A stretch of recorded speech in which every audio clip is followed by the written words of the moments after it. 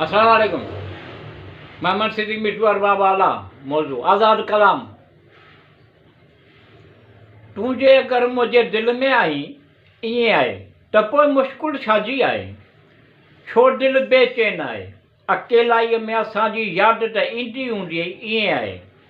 मुंहिंजा हमराही मूंसां गॾु तूं बि इएं आहे, मुंहिंजे ख़्यालनि सां मुतफ़िक़ थी इएं आहे।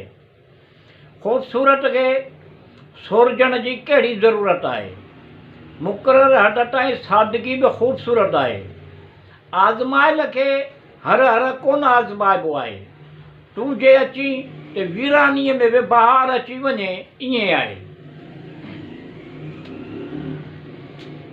इंसान टहल कुट छॾे नथो सघे ईअं आहे, हासिल ऐं ना हासिल में लॻा पिया आहिनि ईअं आहे।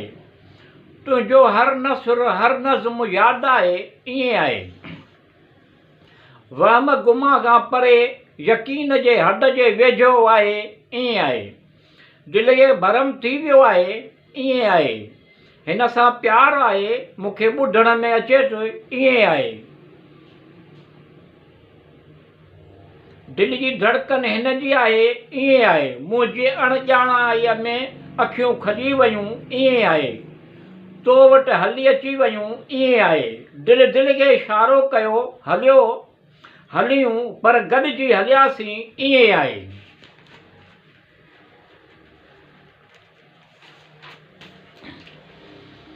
मोहबत जो ॾे ग़म आहे जेतिरो थी सघे घटि हुजे।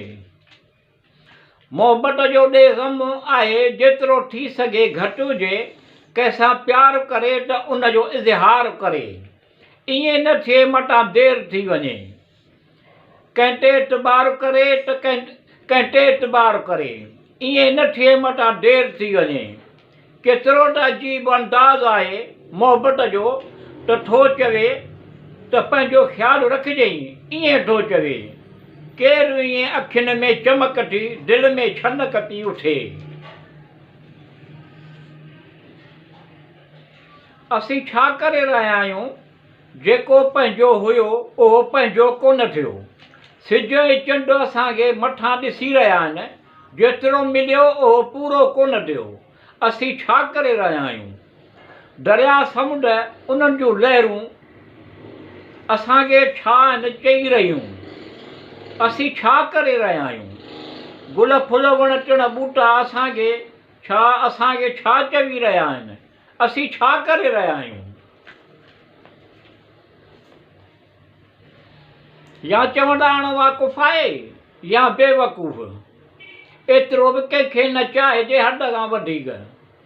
या चवंदा अणॼाणो आहे या करे थो ॼाणी वाणी, एतिरी मोहबत न कजे कंहिंसां ॼाणी सुञाणी। सुहिमाणी जवाणी प्यारा जीअ जियारा, एॾा माणा न कर कुर्ब वारा प्यारा सुहिमाणी प्यारा। तन मन अंदर आहे यार तुंहिंजी तांघ, किथे तार किथे पार किथे अणांगो तांघ।